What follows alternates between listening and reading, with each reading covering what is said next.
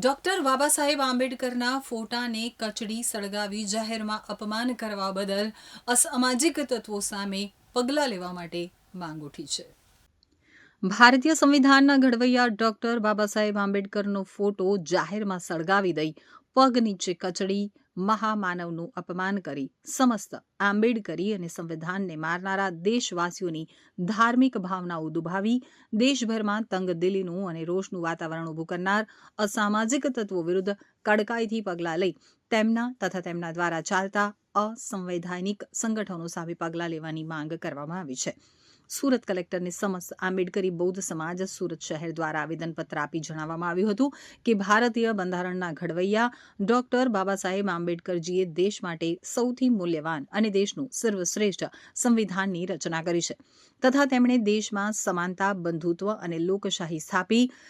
દેશમાં થતા અન્યાય અને અત્યાચારોનો ખાત્મો કરવાનું કામ કર્યું છે. તેઓ દેશના રાષ્ટ્રીય નેતા છે તથા તેમના વિરુદ્ધ કોઈ અસામાજિક કૃત્ય કરવું તે દેશની કાર્યપ્રમાણી અને કાયદા પ્રણાલીનું વિરુદ્ધનું કૃત્ય ગણી શકાય.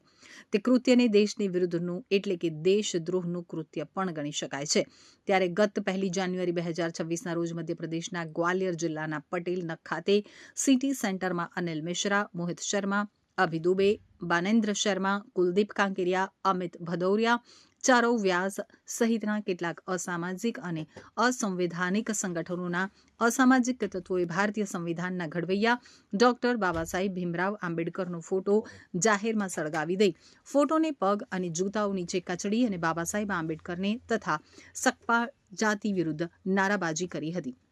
જેથી સુરત શહેર સહિત સમગ્ર ભારત દેશમાં રહેતા સમસ્ત બૌદ્ધ આંબેડકરી સમાજ તેમજ સંવિધાન અને સંવિધાનની રચના કરનાર ડોક્ટર બાબા સાહેબ આંબેડકરને મારનાર દેશવાસીઓની ધાર્મિક ભાવનાઓ દુભાઈ છે.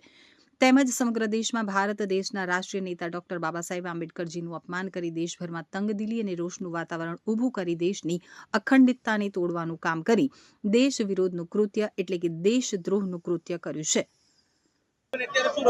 ગ્વાલિયરમાં અનિલ મિશ્રાના સમર્થકો અને અનિલ મિશ્રા દ્વારા લોકોને વિભાજિત કરીને બાબા સાહેબનો ફોટો ત્યાં બાળવામાં આવ્યો ગ્વાલિયરમાં અને એમના ઉપર ગુનો પણ દાખલ થયો. અને બાબા સાહેબ આ આખા દેશના સંવિધાનના નિર્માતા છે.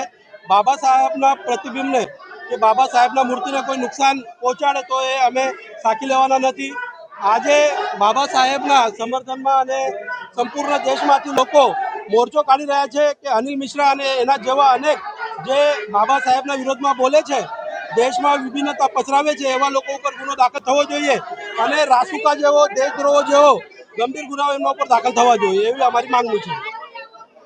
દેશદ્રોહીનું ભયંકર કૃત્ય કરી તેને સોશિયલ મીડિયામાં અપલોડ કરી વાયરલ કરી દેશના લોકોને ઉશ્કેરવાનું ગુનાહિત કૃત્ય કર્યું છે. આમ દેશના લોકોની ધાર્મિક ભાવનાઓ દુભાવી દેશના રાષ્ટ્રીય નેતાનો ફોટો સળગાવી અપમાન કરી સોશિયલ મીડિયા ઉપર અપલોડ કરી વાયરલ કરી દેશની અખંડિતતાને તોડવાનું ગુનાહિત કાર્ય કરનાર અસામાજિક તત્વો તથા તેમની મંડળી અને તેમના દ્વારા ચાલતા અસંવિધાનિક સંગઠનોની સામે તપાસ કરી જવાબદારો સામે કડક પગલાં લેવા માટે માંગ કરવામાં